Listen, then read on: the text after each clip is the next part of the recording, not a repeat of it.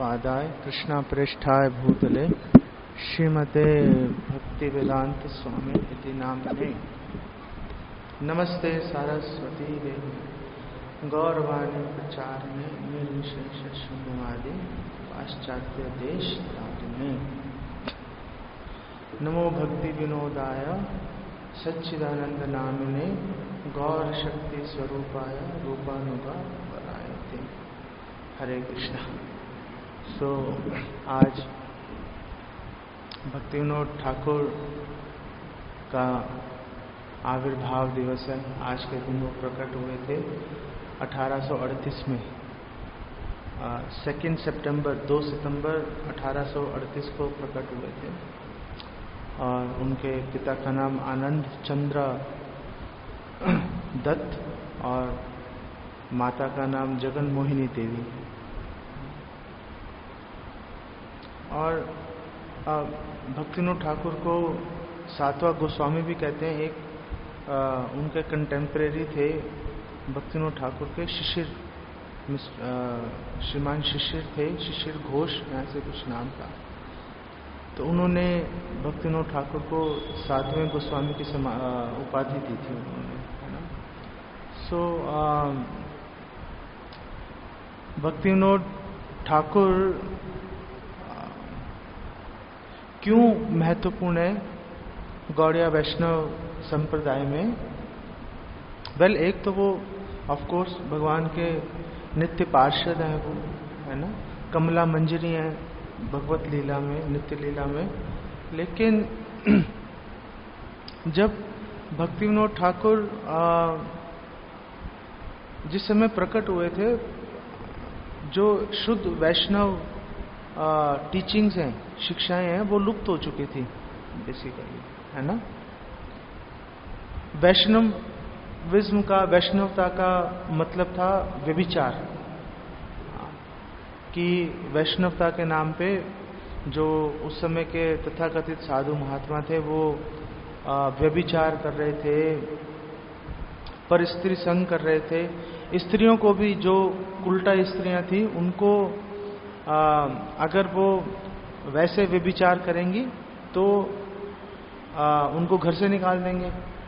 लेकिन अगर वो किसी तथाकथित बाबा की सेवा करेंगी तो कोई कुछ नहीं बोलेगा। तो दोनों को सुविधा प्राप्त थी। तो जो एजुकेटेड फैमिलीज थी और जो संभ्रांत परिवार थे, वो वैष्णवता को अच्छा नहीं मानते थे। वो बोलते थे यार ये व्यभिचार के अड्डे हैं एक्चुअली में। और हम ये देख सकते हैं भक्ति सिद्धांत सरस्वती ठाकुर के प्रसंग में, जब भक्ति सिद्धांत सरस्वती ठाकुर के गुरु गौर किशोरदास बाबा जी महाराज का जब तिरोधान हुआ, तो बहुत सारे बाबा जियों ने उनके दिव्य शरीर पर कब्जा करने का प्रयास किया। तो भक्ति सिद्धांत और लोगों ने बोला, भक्ति सिद्धांत आए, उन्होंने बोला कि बाबा जी महाराज का जो ये दिव्य शरीर है, अगर इस पे किसी का अधिकार है तो वो मैं हूं।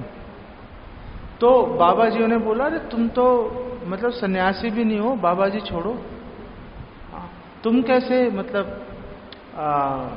इनके जो शरीर है इस पे तुम अधिकार जमा सकते हो। इनकी इच्छा थी कि इनका शरीर नवद्वीप की गलियों में घसीटा जाए, तो हम इनकी इच्छा पूरी करेंगे, फिर हम इनकी समाधि बनाएंगे। भक्ति सिद्धांत सरस्वती ठाकुर ने बोला कि मेरे गुरु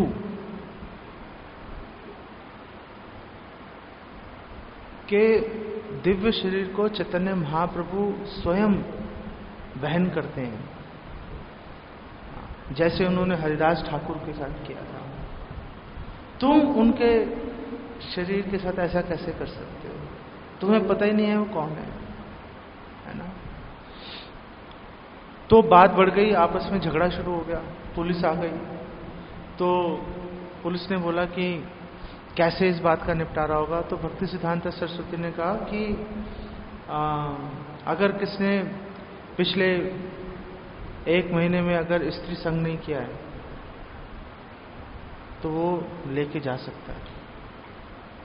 अगर किसी ने पिछले 3 दिन में स्त्री संग नहीं किया तो ले जाए, अगर किसी ने पिछले 24 घंटे में स्त्री संग नहीं किया तो ले जाए। तो पुलिस ऑफिसर ने पूछा इसका निर्णय कैसे होगा? कोई झूठ भी बोल सकता है? नहीं, क्योंकि बाबा जी महाराज बहुत पॉपुलर थे। जो भी उनके शरीर को लेके आता, समाधि बनाता अपने मठ में, तो बहुत सारे लोग दर्शन के लिए आते, तो आमंत्रण का साधन हो जाता है ना। तो भक्ति सिद्धांत सरस्वती ठाकुर ने कहा अगर ये बोल देंगे मैं मान लूंगा,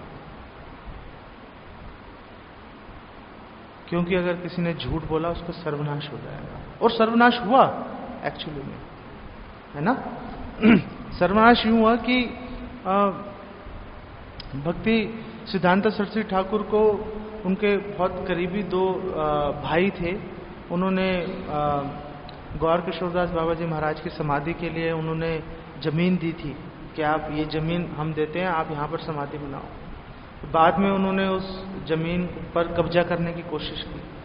तो भक्ति सिद्धांत सरस्वती ठाकुर ने जो गौर किशोरदास बाबा जी महाराज की समाधि है वो वहाँ से रिमूव करके, वहाँ से वापस निकाल के उनको चैतन्य मठ में ले गए, जहाँ पर अब उनकी समाधि अभी प्रेजेंटली है। और क्योंकि उन्होंने, जो 2 भाई थे, उन्होंने असत्य वचन कहा, उन्होंने दान दी हुई चीज को वापस लिया, उनका पूरा वंश नष्ट हो गया था उनका। तो भक्ति सिद्धांत सरस्वती ने बोला कि अगर ये लोग बोल देंगे मैं मान लूंगा। सारे बाबा जी वहां से वापस चले गए थे। इतना मतलब व्यापक था पर स्त्री गमन करना, मतलब लोग नॉर्मल था एक्चुअली में लोगों के लिए, है ना। तो उस समय जब इतनी बुरी हालत थी, भक्ति विनोद ठाकुर का आविर्भाव हुआ। और वैष्णवता को लोग भावुकता समझते थे कि जो भावुक हैं, अनपढ़ हैं, गवार लोग हैं, वो भैया ये हरे कृष्णा का कीर्तन करेंगे। समझ में भी नहीं आता था क्या बोल रहे हैं, हरे कृष्णा कीर्तन। भक्ति विनोद ठाकुर को काफी दिक्कतों का सामना करना पड़ा शुरू से ही। 11 वर्ष के थे जब उनके पिता का देहांत हो गया था। फिर वो अपने नाना के यहाँ रहने चले गए, फिर नाना का देहांत हो गया, फिर वो अपने पैतृक घर में रहने चले गए अपनी माता के साथ में। काफी मुश्किलों का सामना किया उन्होंने, लेकिन बहुत एक्सपर्ट थे, बहुत सुपर एक्सपर्ट थे। 6 वर्ष की आयु में भगवत गीता भागवतम उनको सारा उन्होंने पढ़ लिया, समझ लिया उन्होंने। 11-12 वर्ष की आयु में उन्होंने पंडित ईश्वर चंद्र विद्यासागर की देखरेख में उन्होंने शिक्षा प्राप्त की उन्होंने। और बाद में उन्होंने विपिन बिहारी गोस्वामी से दीक्षा ली उन्होंने, है ना। वो तो दीक्षा अलग बात थी, लेकिन शिक्षा वो जगन्नाथ दास बाबा जी महाराज से लेते थे, है ना। और अगर हम अपनी गुरु परंपरा देखें तो गुरु परंपरा जो हमारी है वो दीक्षा पर नहीं, शिक्षा पर आधारित है। दीक्षा भी महत्वपूर्ण है, लेकिन शिक्षा ज्यादा महत्वपूर्ण है ना। फॉर एग्जाम्पल गौर किशोरदास बाबा जी महाराज को के गुरु के रूप में भक्ति विनोद ठाकुर को दिखाया गया है। एक्चुअली में भक्ति विनोद ठाकुर ने गौर किशोरदास बाबा जी महाराज को कभी दीक्षा नहीं दी थी, लेकिन गौर किशोरदास बाबा जी महाराज बाबा जी वेश में थे और वो भक्ति विनोद ठाकुर जो कि एक गृहस्थ थे उनको अपना शिक्षा गुरु मानते थे। भक्ति विनोद ठाकुर ने अपनी लॉ की डिग्री पूरी की। उनका नाम था केदारनाथ दत्त, उनका नाम केदारनाथ दत्त था। और अंग्रेजों ने उनको अलग अलग जगह पे पोस्टिंग्स दी जब उनको। और भक्ति विनोद ठाकुर के कई योगदान हैं गौड़िया इतिहास में। उसमें प्रमुख उनके योगदानों में से एक है कि जो चैतन्य महाप्रभु की लुप्त जो लीला स्थली है, जो बहुत टाइम से लुप्त हो चुकी थी, वो उन्होंने खोजा। उस समय वो कृष्णानगर के मैजिस्ट्रेट थे भक्ति विनोद ठाकुर, और उन्होंने उसको खोजा और जगन्नाथ दास बाबा जी महाराज को बुलाया प्रमाणित करने के लिए। उस समय जगन्नाथ दास बाबा जी महाराज की उम्र करीब 110 वर्ष से ऊपर थी उनकी। और उनको एक टोकरी में लेके उनका एक सेवक था बिहारी, तो टोकरी में लेके उनको जाता था हर जगह पे। और उनकी पलकें भी वो जो बिहारी है वो ऐसे पलक यूं खोलता था तो देखते थे वो, इतने मतलब वृद्ध हो चुके थे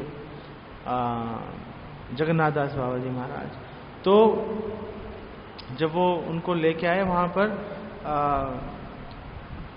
चैतन्य महाप्रभु के का जो जन्म स्थान है योगपीठ, तो टोकरी में से कूद पड़े जगन्नाथ दास बाबा जी महाराज और जोर जोर से नृत्य करने लगे और इतनी ऊपर उछल रहे थे कि जो बिहारी है बहुत हट्टा कट्टा तगड़ा था, इतने मतलब टोकरी में उठा के चलना कोई साधारण व्यक्ति के बस की बात नहीं है।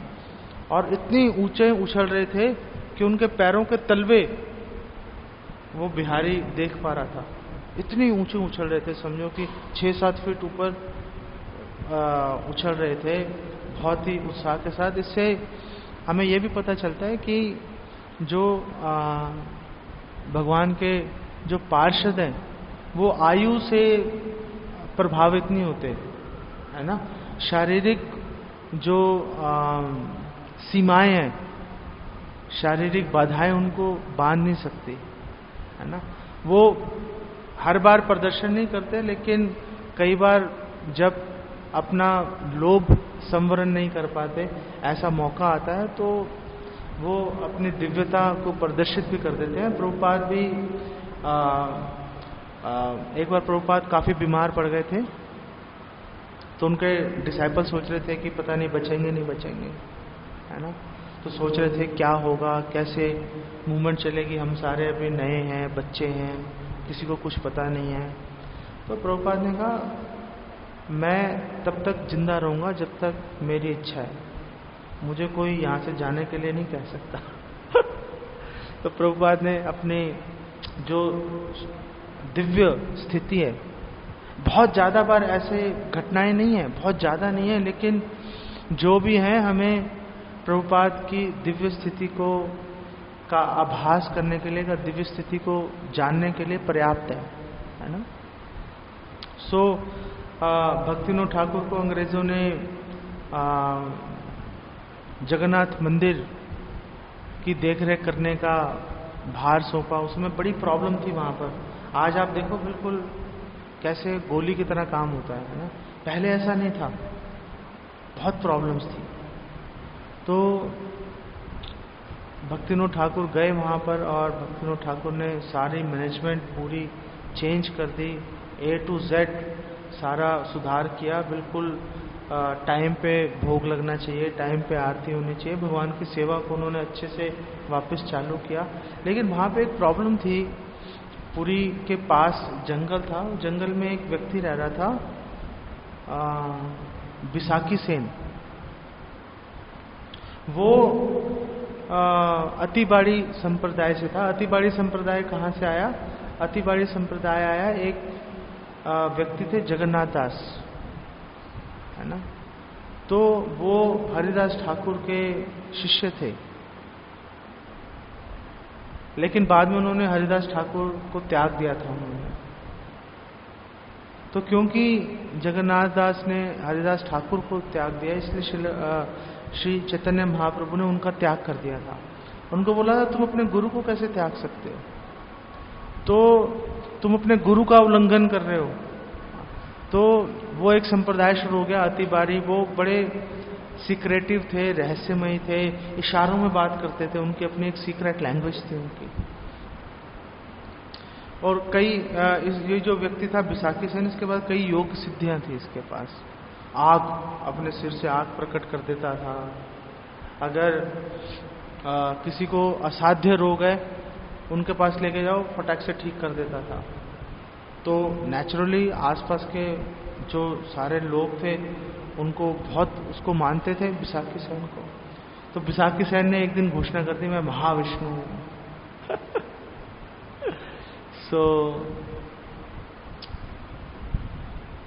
सो अंग्रेजों को डर था कि ये कोई मतलब दंगा वगैरह हो जाएगा यहाँ पर। ये लोगों को बोल रहा था कि मैं सारे अंग्रेजों को मिटा दूंगा, यहाँ पे वापस हिंदू राज्य की स्थापना होगी, ये करूँगा मैं, वो करूँगा। तो अंग्रेजों ने भक्तिनोद ठाकुर से रिक्वेस्ट किया कि आप प्लीज़ जाके इन्वेस्टिगेट करो क्या हो रहा है। तो भक्तिनोद ठाकुर गए तो उन्होंने देखा कि वो तो मतलब परिस्थिति गमन में डूबा हुआ है पूरी तरह से। आसपास के जो गांव हैं वो बहुत क्रोधित हैं, क्योंकि स्त्रियों को वश में कर रहा है, वो डरा रहा है लोगों को। अगर किसी ने कहना नहीं मारा उसको बीमार कर देगा, उसको ताकत थी उसके पास, योगिक सिद्धियां थी उसके पास में।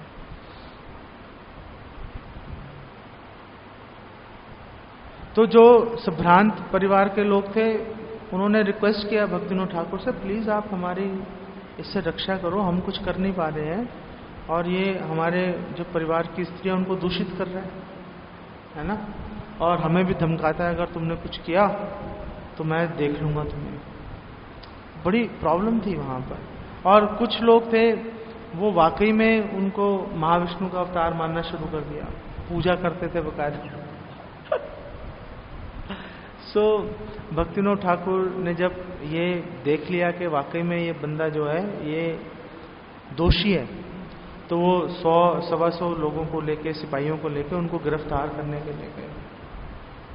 तो जब जा रहे थे गिरफ्तार करने के लिए, उसके पास पहुंचे तो 1000-1500 लोग वहां पे इकट्ठा था, जो वो विशाखी सेन की उसमें पूजा कर रहा था। तो जब भक्तिनोद ठाकुर आए सैनिकों के साथ में तो खलबली मच गई, बहुत सारे लोग भाग गए। और जब वो उनके पास चल के जा रहे थे भक्तिनोद ठाकुर, तो उसने पूरे रास्ते में अंगारे बिछा दिए उसने, और उसके सिर से ज्वालाएं निकल रही थी। तो उसने कहा बाबू वहीं रुक जाओ।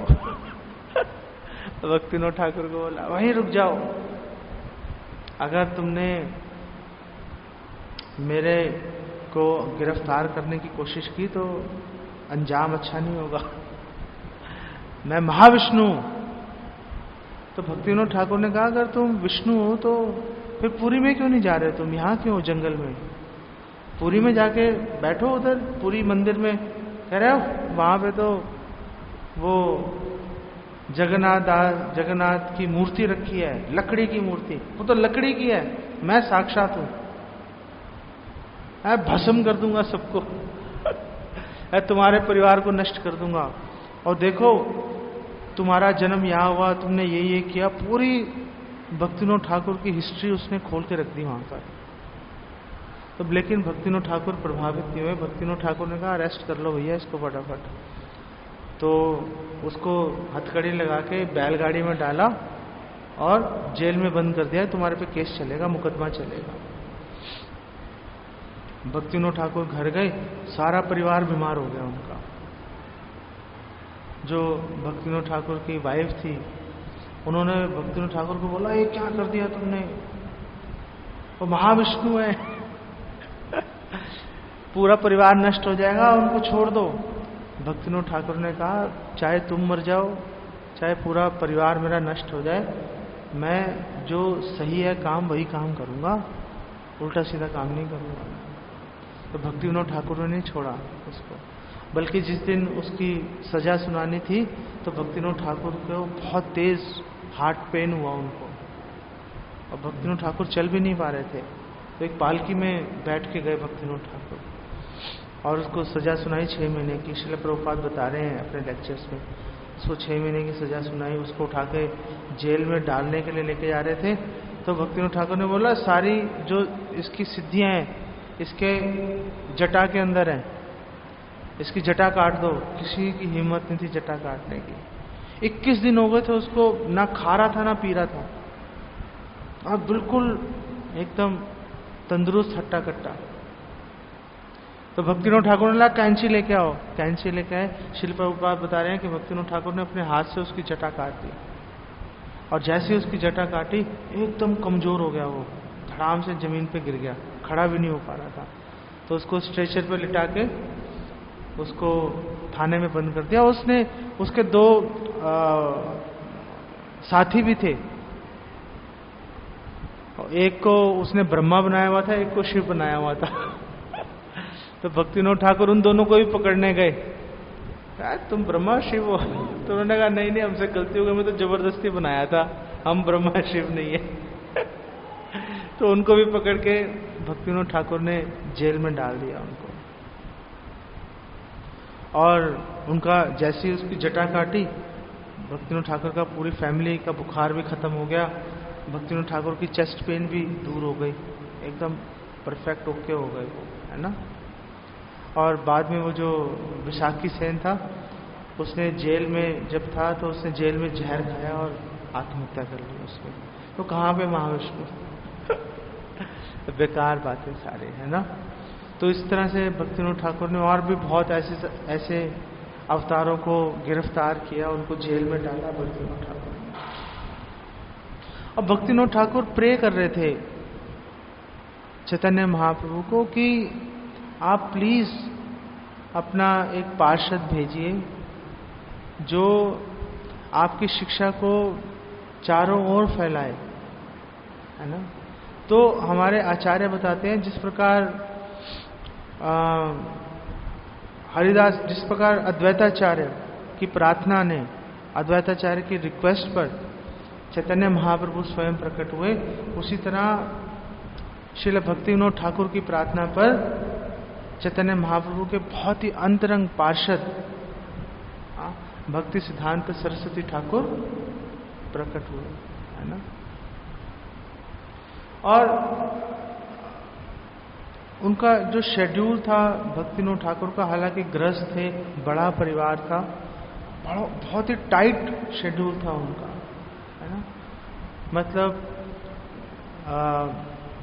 10-15 मिनट में भोजन कर लेंगे, 15-20 मिनट रेस्ट करेंगे, फिर 2 घंटे पुस्तक, रात को 10 बजे से लेकर पहले तो 8 से 10 चैंटिंग करते थे, तो 10 से 4 बजे तक बुक्स लिखते थे, ग्रंथ लिखते थे, और फिर 4 बजे नहा धोकर वापस जो है चैंटिंग करते थे, और थोड़ा रेस्ट करते थे, 6-6:30 बजे थोड़ा रेस्ट करते थे, आधा पौना घंटा, उसके बाद वापस स्क्रिप्चर्स की रीडिंग करते थे, चिट्ठियाँ लिखते थे, जो लोग उनसे चिट्ठियाँ लिख रहे हैं वो चिट्ठियाँ लिखते थे। पूरे दिन में 2 घंटे 2.5 घंटे मैक्सिमम रेस्ट करते थे बस, है ना।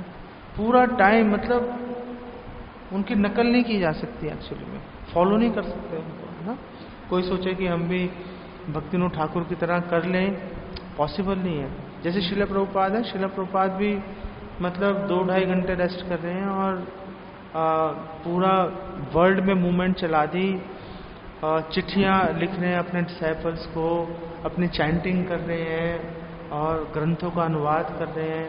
इतने ग्रंथों का अनुवाद कर दिया, एक साधारण नॉर्मल हमारे जैसा भक्त पूरे जीवन में नहीं पढ़ सकता उसको, जितना उन्होंने थोड़े से टाइम के अंदर कर दिया। तो ये महाभागवतों की निशानी होती है ना, ये महाभागवतों की निशानी होती है। भक्तिविनोद ठाकुर की जो दिव्य स्थिति है उसको श्रील भक्ति सिद्धांत सरस्वती भली भांति जानते थे। भक्ति सिद्धांत सरस्वती ठाकुर ने उनको कभी अपना पिता नहीं माना, उनको हमेशा अपना गुरु माना। और भक्ति सिद्धांत सरस्वती को पता था कि ये भगवान के नित्य पार्षद है। बल्कि भक्तिविनोद ठाकुर के तिरोधान के बाद एक व्यक्ति आया और उन्होंने बोला कि आपके पिताजी मेरे बहुत अच्छे मित्र थे। तो भक्ति सिद्धांत सरस्वती ने बोला कि तुम कभी भक्तिविनोद ठाकुर को मिले ही नहीं, तुमने उनके कभी दर्शन नहीं किए। उन्होंने बोला क्या कह रहे हो, तुम्हारे सामने मैं कई बार मिला हूं।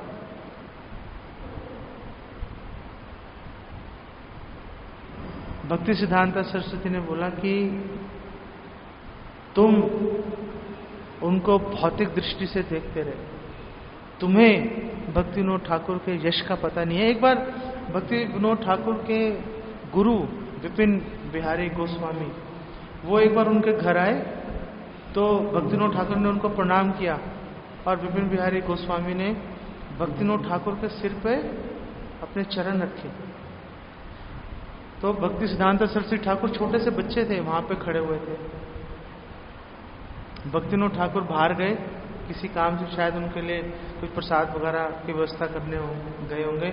भक्ति सिद्धांत सरस्वती ठाकुर ने बोला विपिन बिहारी गोस्वामी को, आपको पता है आपने किसके सिर पे पैर रखे हैं? आप में इतनी ताकत है कि आप भक्ति विनोद ठाकुर के सिर पे अपने पैर रखो। भक्ति विनोद ठाकुर की चरण रज ब्रह्मा और शिव अपने सिर पर धारण करते हैं। आपकी हिम्मत कैसे होगी उनके सिर पे पैर रखने की? तो भक्ति विनोद ठाकुर जब वापस आए उस कमरे में तो विपिन बिहारी गोस्वामी का रंग रूप बदल चुका था। उन्होंने कहा यार तुम्हारा लड़का बहुत तेज है, इसकी बहुत तेज ऑब्जर्वेशन है इसकी, ये मतलब बड़ी अजीब सी बातें करता है ये। हाँ, जब भक्ति सिद्धांत सरस्वती ठाकुर युवावस्था में थे उस समय भक्ति विनोद ठाकुर तो प्रचार कर रहे थे, लेकिन वहाँ पे बहुत सारे अपर संप्रदाय भी थे, जैसे एक अतिबाड़ी है, ऑल बॉल है ना, इस तरह से बहुत सारे थे, गोरांग नागरी। 13 मुख्य प्रमुख अपर संप्रदाय का वर्णन हुआ है हमारे शास्त्रों में। तो एक और अपर संप्रदाय था, उस समय प्रचार चल रहा था, राधाचरण दास बाबा जी, जिन्होंने वो मंत्र निकाला, भज निताय गौर राधे श्याम हरे कृष्णा हरे राम, है ना। तो भक्ति सिद्धांत सरस्वती ठाकुर बहुत अगेंस्ट थे उसके। तुमने मतलब चैतन्य महाप्रभु ने एक मंत्र दिया हुआ है, तुमने नया मंत्र कहां से घड़ दिया, तुम्हारे में इतनी ताकत कहां से आ गई, तुम्हारी हिम्मत कैसे हो गई? तो बार बार उससे झगड़ते थे राधाचरण दास बाबा जी से। तो लेकिन उस समय उसका बहुत प्रभाव बढ़ गया था पुरी में। तो भक्ति विनोद ठाकुर ने भक्ति सिद्धांत सरस्वती को बोला कि आपको यहाँ पर लोग, आपकी जान को खतरा है, यहाँ पर आप ऐसे सामने से उलझो मत उनसे। तो भक्ति विनोद ठाकुर ने भक्ति सिद्धांत सरस्वती को मायापुर शिफ्ट कर दिया था कि आप कुछ टाइम बाहर हो। और उसी दौरान भक्ति सिद्धांत सरस्वती ने 100 करोड़ नाम लेने का प्रण किया था और करीब 9 साल के अंदर उन्होंने उस अपने व्रत को पूरा किया था भक्ति सिद्धांत सरस्वती ने। भक्ति सिद्धांत सरस्वती ठाकुर को भक्ति विनोद ठाकुर ने चिट्ठी लिखी थी और उनको बताया, उनको बोला कि देखो कभी भी भोगियों का, भौतिकवादी लोगों का कभी संग मत करना, कभी उनसे परामर्श मत लेना, ना उनका संग करना, ना उनसे कभी परामर्श लेना। और जितना हो सके चैतन्य महाप्रभु की जो शिक्षाएं हैं, चैतन्य महाप्रभु की जो महिमा है, उसका पूरे जगत में प्रचार करना। एक्चुअली में भक्ति विनोद ठाकुर प्रे कर रहे थे कि प्लीज चैतन्य महाप्रभु, प्लीज आप कह रहे हो, मुझे आपकी भविष्यवाणी पे पूर्ण विश्वास है, पृथ्वी ते आचे यद नगर आदि ग्राम सर्वत्र प्रचार हईबे मोर नाम, कि आपका जो नाम है वो पूरी पृथ्वी में हर गली हर नगर में गूंजेगा। लेकिन कैसे होगा, कैसे होगा? प्लीज अपने पार्षदों को भेजो, मैं अकेला नहीं कर पाऊंगा। और भक्ति विनोद ठाकुर ने प्रयास किया इंडिया से बाहर चैतन्य महाप्रभु की शिक्षाओं को भेजने के लिए। उन्होंने कई अंग्रेजों को भेजी अपनी बुक्स, उन्होंने कई ग्रंथ लिखे और उनके ग्रंथों में जो बहुत महत्वपूर्ण ग्रंथ हैं उनमें से है जैव धर्म, कृष्ण संहिता, भजन रहस्य, हरिनाम चिंतामणि, है ना, ये ग्रंथ है। आप इन ग्रंथों को पढ़ें। श्रील भक्ति विनोद ठाकुर ने बहुत ही सरल भाषा में जो हमारे शास्त्रों का निचोड़ हमें प्रदान किया, है ना, बहुत ही सरल भाषा में। और भक्ति विनोद ठाकुर बहुत ही स्ट्रिक्ट थे अपने आचरण के अंदर, बल्कि उस समय बहुत सारी ड्रामा पार्टीज थी। तो एक ड्रामा पार्टी ने चैतन्य लीला पे एक ड्रामा ऑर्गेनाइज किया और उसमें उस समय की वहाँ पे कोई एक फेमस कलाकार थी, वो चैतन्य महाप्रभु का रोल प्ले कर रही थी। तो जो उसका जो प्रोड्यूसर था उस चैतन्य लीला नाटक का, वो भक्तिविनोद ठाकुर के पास आया, उनको रिक्वेस्ट की कि आप प्लीज आके मुख्य अतिथि के रूप में आप इस नाटक को देखें। भक्तिविनोद ठाकुर ने मना कर दिया। उन्होंने बोला मैं ऐसे ड्रामा नहीं देखता जहाँ पे स्त्रियों को आगे मंच पर लाया जाता है। बहुत सख्त खिलाफ थे, है ना। तो वो जो ड्रामे वाले थे उन्होंने फिर किसको बुलाया, रामाकृष्णा को। चलो कोई नहीं आना, आप ही आ जाओ। तो रामाकृष्णा वहां पे गए और उन्होंने जो उस चैतन्य लीला नाटक को देखा। उनको आचरण से कुछ खास फर्क नहीं पड़ता था उनको, लेकिन भक्तिविनोद ठाकुर बहुत स्ट्रिक्ट थे, है ना। ये बात बहुत ही नोट करने के लायक है और हमें भी ध्यान रखना चाहिए कि स्पेशली जो प्रीचर्स हैं उनको अपना आचरण एकदम परफेक्ट रखना चाहिए, है ना। ऐसा नहीं कि सिर्फ व्यास आसन पे बैठे हैं तो आचरण परफेक्ट होगा। पूरा जीवन एक एक क्षण परफेक्ट आचरण करना चाहिए, है ना, क्योंकि लोग देख रहे होते हैं, है ना, और लोग उस आचरण से प्रभावित भी होते हैं और उन आचरण की नकल भी करते हैं। इसीलिए तो भगवान कृष्ण ने बोला है ना, यत यत आचरति श्रेष्ठ तत्तद एवेतरो जना स यत प्रमाणम कुरुते लोकस्तद अनुवर्तते, है ना। जो श्रेष्ठ लोग हैं, जो लीडर्स हैं, वो जैसा आचरण करते हैं साधारण जनता उनको फॉलो करती है। भक्तिविनोद ठाकुर इस बात के प्रति बहुत जागरूक रहते थे और कभी भी भक्तिविनोद ठाकुर ने बोला मैं अपना नाम अगर मैं चैतन्य लीला ये नाटक देखने चला गया तो लोग समझेंगे कि ये ऑथराइज्ड है, क्योंकि लोग मुझे ऑथराइज समझ रहे हैं, इसलिए मैं इस नाटक को देखने नहीं जा सकता, है ना। इसीलिए भक्तिविनोद ठाकुर ने मना कर दिया। भक्तिविनोद ठाकुर जहां पर भक्ति वेदांत स्वामी श्रील प्रभुपाद ने जहां पर बल दिया सेवा के ऊपर, सेवा करो सेवा करो सेवा करो। श्रील प्रभुपाद ने भक्ति शब्द की जो इंग्लिश ट्रांसलेशन की, उन्होंने डिवोशन नहीं की। उन्होंने क्या ट्रांसलेशन किया, डिवोशनल सर्विस। प्रभुपाद ने हरे कृष्ण महामंत्र की परिभाषा दी, अर्थ बताया कि हरे कृष्ण महामंत्र वास्तव में एक प्रार्थना है कि हम श्री राधा कृष्ण को प्रे कर रहे हैं कि प्लीज हमें सेवा दीजिए। तो भक्ति वेदांत स्वामी प्रभुपाद इनका पूरा जोर था सेवा के ऊपर।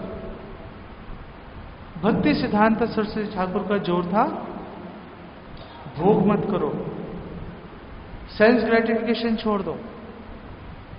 भक्ति सिद्धांत सरस्वती ने पूरा जीवन इस सिद्धांत को स्थापित करने में लगा दिया कि भोग मत करो, भोग करना अच्छा नहीं है।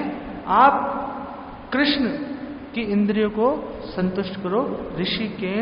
ऋषिकेश सेवनम भक्ति रुच्यते। भक्ति सिद्धांत सरस्वती ठाकुर भोग के इतने खिलाफ थे कि अगर कोई कुर्सी पर बैठा है और उसने ढास लगा ली पीछे, तो भक्ति सिद्धांत सरस्वती कहते थे तुम माया की गोद में सो रहे हो। इतना भोग की भक्ति सिद्धांत सरस्वती ठाकुर कहते थे कि तुम व्यभिचार कर रहे हो अगर तुमने ढास लगा ली पीछे। माया का संग कर रहे हो तुम, व्यभिचार हो गया ये। इतना सख्त खिलाफ थे भक्ति सिद्धांत सरस्वती ठाकुर भोग के, है ना। और हमेशा ऐसे बिल्कुल स्ट्रेट बैठते थे, हालांकि उनकी पीठ में प्रॉब्लम थी, फिर भी बिल्कुल सीधा बैठते थे एकदम, है ना। और कभी भी ढास नहीं लगाते थे भक्ति सिद्धांत सरस्वती ठाकुर। इसी तरह से भक्तिविनोद ठाकुर का पूरा जो जोर था, भक्तिविनोद ठाकुर का पूरा जोर था हरि नाम पे। उन्होंने हरि नाम की महिमा, हरि नाम के जप की महिमा का प्रचार करने में पूरा जीवन झोंक दिया। और हम भक्तिविनोद ठाकुर के जीवन से देख सकते हैं, एक बार भक्ति विनोद ठाकुर और भक्ति सिद्धांत सरस्वती कहीं जा रहे थे प्रचार के लिए। रास्ते में रात हो गई, एक गांव में ठहरे। मंदिर में एक बंद मंदिर था, उस मंदिर में भी पूजा नहीं हो रही थी। वहां पर उनको रात गुजारनी पड़ी। वहां पे एक ब्रह्म राक्षस था, उसने आके बहुत परेशान किया भक्ति विनोद ठाकुर को। तो भक्ति विनोद ठाकुर ने उसको हरिनाम सुनाया और वो वहां से भाग गया, उसको सद्गति प्राप्त हो गई। श्रीला प्रभुपाद ने भी ऐसे किया। जब श्रीला प्रभुपाद एक फार्म हाउस में थे, जॉन लेनन के फार्म हाउस में थे श्रीला प्रभुपाद, तो वहां पर बहुत सारे भूत प्रेत थे वहां पर।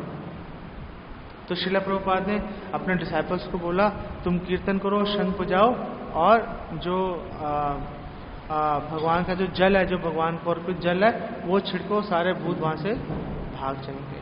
और श्रीला प्रभुपाद के शिष्यों ने ऐसा किया, सारे भूत वहां से भाग गए। तो भक्ति विनोद ठाकुर ने हरिनाम की महिमा का प्रचार करने में और जो वैष्णव सिद्धांत को स्थापित करने में, लोगों को ये बताने में कि चैतन्य महाप्रभु की जो शिक्षाएं हैं वो भावुकता नहीं है, भाव प्रधान है ना।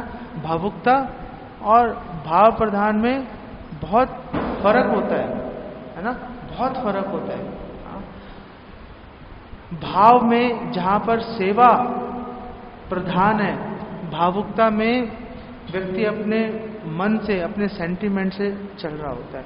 भक्ति विनोद ठाकुर का ये योगदान, जो उन्होंने चैतन्य महाप्रभु की शिक्षाओं की जो डिग्निटी है, जो उनका यश है, वापस स्थापित किया, उनके इस योगदान को कभी भी नकारा नहीं जा सकता, ना ही उसकी पूरी महिमा कभी भी समझी जा सकती है ना।